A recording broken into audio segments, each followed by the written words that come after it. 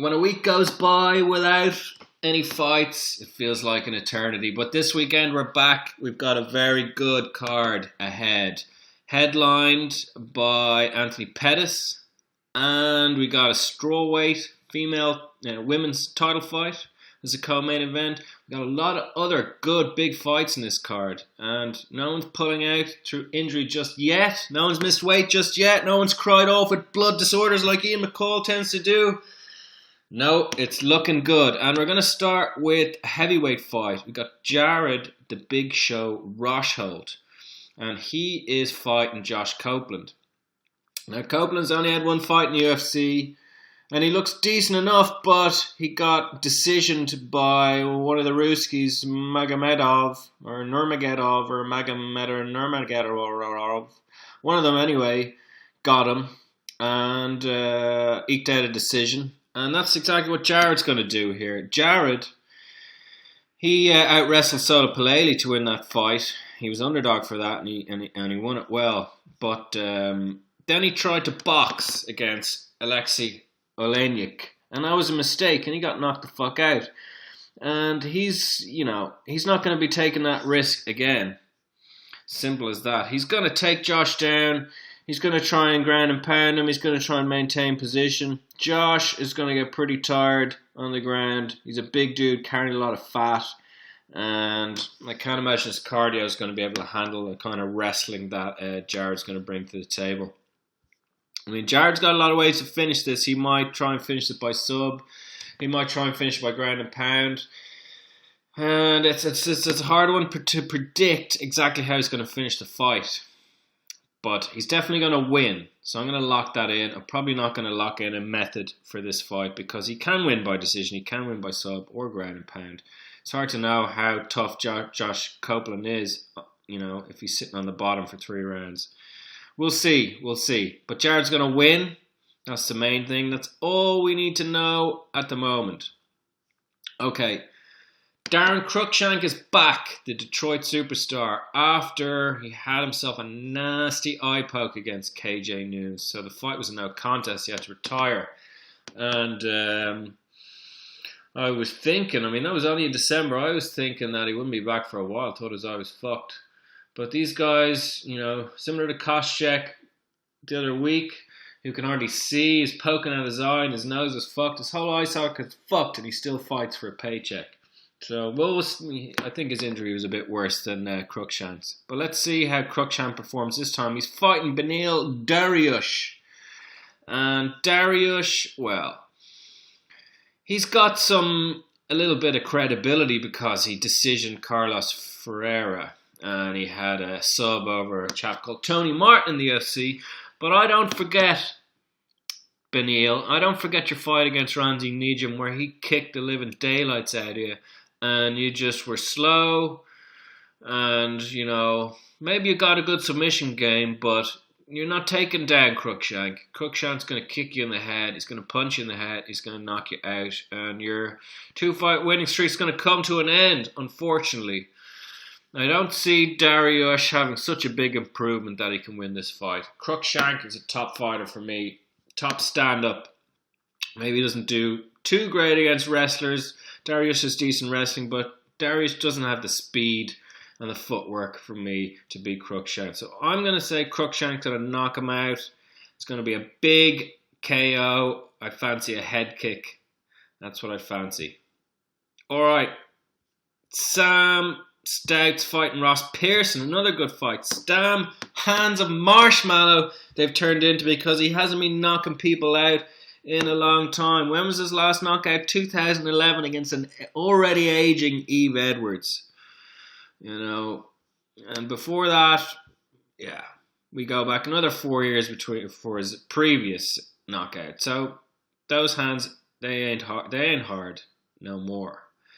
He's getting some decisions here and there, split decision, unanimous decision, but he lost to KJ Noons, got knocked the fuck out in the first round. He lost to James Krause. Don't really rate James Krause. Shouldn't be losing that fight. Lost to John McDessie in a decision. Lost to Thiago Tavares. Lost to Jeremy Stevens. He's some decent wins. He's a win over Joe Loazon. Spencer Fisher and the world-class Cody McKenzie. Well, no, I can't see Stam Stout beating Ross Pearson. Now, let's face it, Pearson hasn't had the best of runs, and he's kind of been a bit limited. Ally Quinton knocked him out. He was getting beaten by Gray Maynard until he pulled off a knockout. And Gray did something stupid. He lost a split decision against Diego, which everybody knows he won. He had a no contest against Melvin, but he was losing that fight against Melvin. Okay, beat Ryan Couture, George Soteropoulos before that. The problem with Ross is every time he comes across someone pretty decent, he loses. I mean, okay, beat Gray Maynard, but Gray Maynard's on the way out. Has been for a while.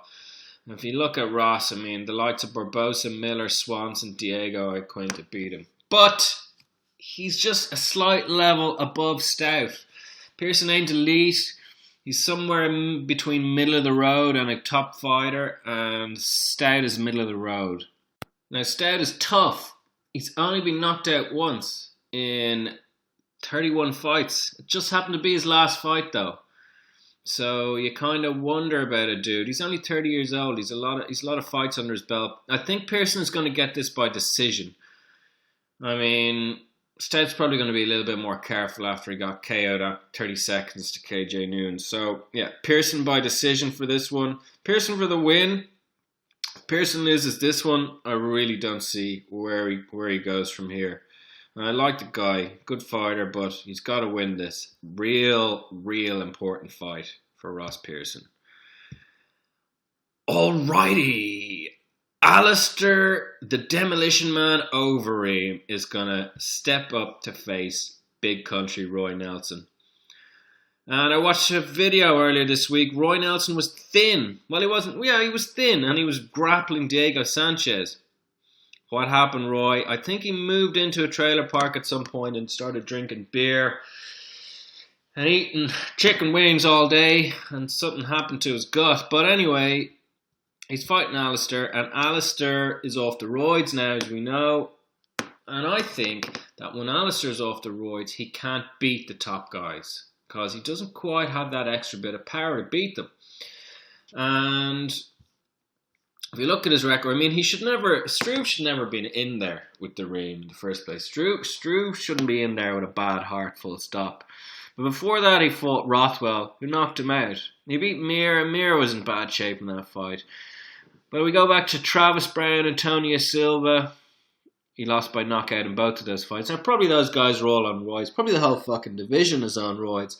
But the guys who hit really hard and can take a punch, the Ream can't beat, I don't think.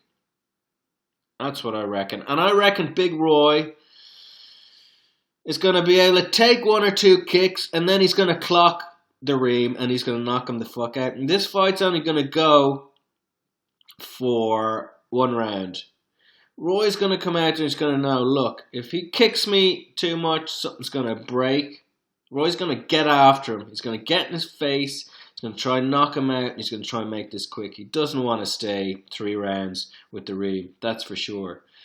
And when Roy wins this fight, he's going to get up in the cage, he's going to rub his belly, he's going to have a beer, he's going to be a very happy man. And he'll get himself back up the rankings, and he'll get himself another good fight. Now, if you look at Roy's record and who he's fought in the last few years, it's absolutely ridiculous. I'll just start with when he fought Arlovsky, then Monson, Schaub, Struve, Jr., Mir, Krokop, Verdum, Herman, Mitrione, Congo, Miocic, Cormier, Big Nog, Mark Hunt. I mean, this dude has fought fucking everyone. And he's going to use that experience this time to beat the Ream. Ream is not going to do a Miocic and dance around him. He's not going to do a Cormier and decision him. And he's not going to knock him out with his fists like Hunt did. The only weapon the Ream can win this fight with is his kick. The kick to the gut. And maybe he'll rupture Roy's gut, but I don't think so. Roy's going to get after this. He's going to knock him the fuck out. He's going to win me a lot of money. So, Big Country, lock it in. Okay, Big Rig is back. He's not using Dolce anymore. He's decided he's going to do his own food himself. But when he said that, I instantly saw potential fail. He said he's going to make all his food at the start of the week, put it in the freezer and shit like that, and then heat it up or whatever. Okay, fair enough. You might get your calories right, and you might not balloon up to what you were before. But, you want to be making your food fresh every day, Johnny. Don't be freezing shit, microwaving shit. You want to get your nutrients. All you need to do, buddy, is stop eating hot dogs and barbecue down in Texas, and you'll be good. But it will be very interesting to see, does he make weight? Because we know he likes to get fat between camps. He's not using Dolce this time. He's doing his own diet. Has he been good and disciplined enough to make weight? Very interesting. If he does, good old Dolce is going to be out of the job for a lot of people, because suddenly people are going to be like, hey, if Johnny Hendricks can do it, I can do it. I don't need you, Dolce, $1,000 a day. Because that's what he charges. However, if Hendricks misses weight, Dolce will be crowing from the rooftops and be telling everyone they need to be paying him and they can't do it without him. So it's a big weekend for Mike Dolce as well as Johnny Hendricks. Now Johnny is fighting Matt the Immortal Brown. Hard not to like Matt Brown. Very hard not to like him. His record, looking at it, you wouldn't think he's that good. 19-12. But then you look at the streak he had, where he beat Chris Cope, the Wonderboy Thompson, Luis Ramos, Mike Swick, Jordan Mine, Mike Pyle, and Eric Silva. Top, guys with an edge. All of those guys, apart from maybe Cope and Ramos, are very good fighters. So you gotta like Brown indeed. And he lost to Robbie. Robbie couldn't put him away. Robbie got a bit tired in the last round, and he couldn't finish it off. But he had him beaten, just like he had Hendricks beaten. And I think that Matt Brown's going to knock out Johnny Hendricks. It's a bit of a big call. A lot of people probably think Hendricks is going to walk through him, a couple of big right hands. But I think Matt Brown's going to storm Hendricks. He's going to knock the fuck out of him. And he's going to finish him in the first round. It's going to be a Matt Brown by violence. That's the method of victory, by violence. I'm not sure that's listed in the bookies, but that's how he's going to win it. And we should be applying to the bookies to get that on the list.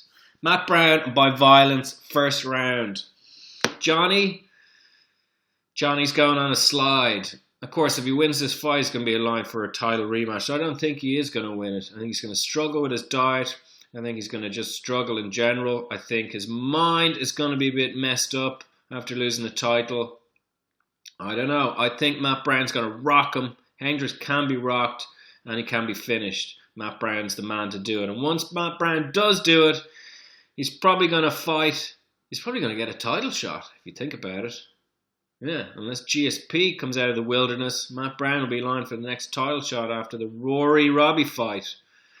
So this is a lot on the line for both of these guys. Hendricks' career could go on a big slide if he doesn't take this. And he ain't going to do it. Matt Brown's going to win me some cash money this weekend. Okay.